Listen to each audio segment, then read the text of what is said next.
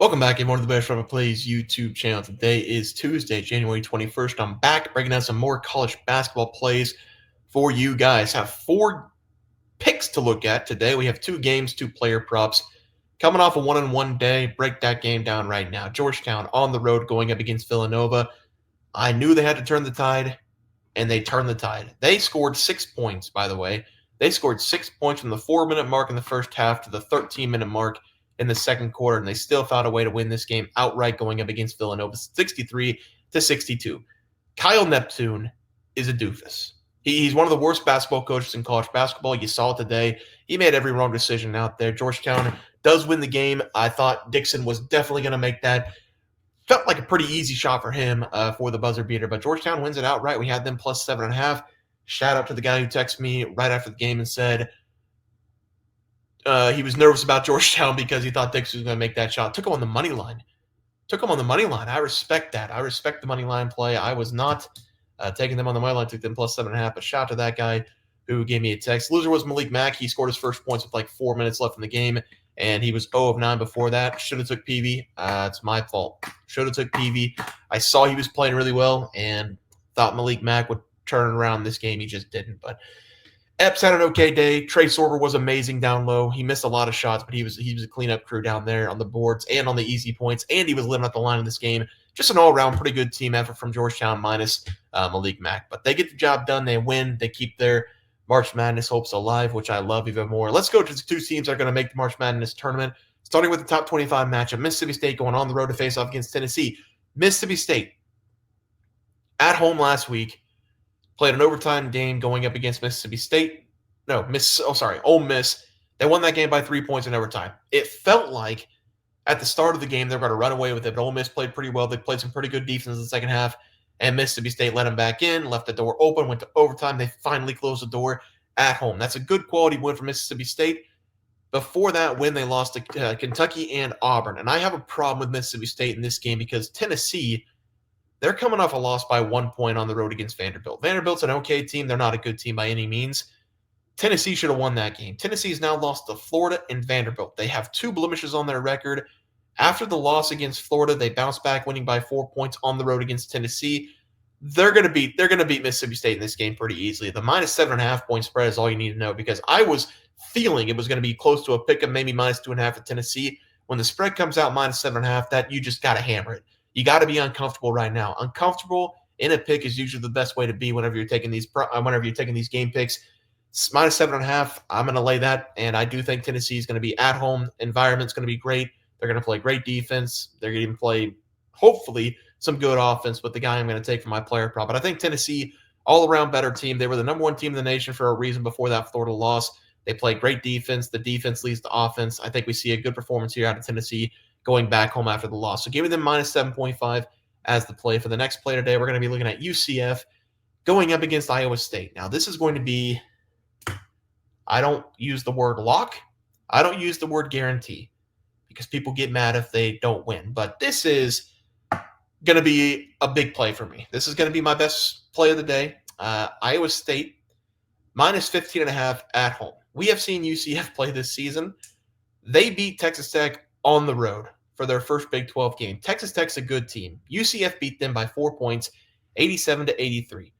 Kansas was coming off of a loss, and I thought UCF might have a chance, but then I was like, well, Kansas just lost to West Virginia. UCF goes on the road to face off against Kansas. They lose that game 99-48. They bounce back against Colorado, lose to Arizona, bounce back against Arizona State. They just lost to 30 points against Houston on the road in their last game.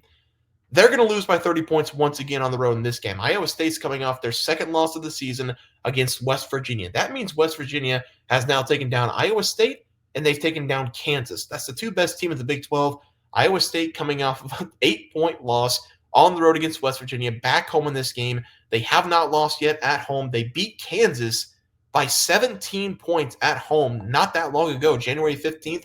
They're going to beat UCF by 30-plus points in this game. Give me them minus 15.5. This is going to be a defensive masterclass from the Cyclones, and I think the offense is going to be just as good. Give me them minus 15.5 as the play. Let's go some player props for tomorrow. We are going to start with Chaz Lanier of Tennessee to go over his total points going up against Mississippi State. This has been one of the best scoring guards on the season, and he's been the best player for Tennessee on the offensive side for sure. His defense does need to pick it up a little bit before he goes to the NBA, but he's a 6'4 senior, 200 pounds. He's got everything you're looking for in a scoring guard, and he's been scoring a lot of points. 18.1 points per game, 41.2% from the field. That needs to go up just a little bit, but he's been the go-to guy for Tennessee all season long. He has not shot under double-digit shot attempts since Thanksgiving. He has been shooting like a madman over the last several games. It didn't change against Vanderbilt. Had 17 points, 11 attempts, his second lowest on the season, 11 attempts, and he still scored 17 points. He made 4 threes in that game.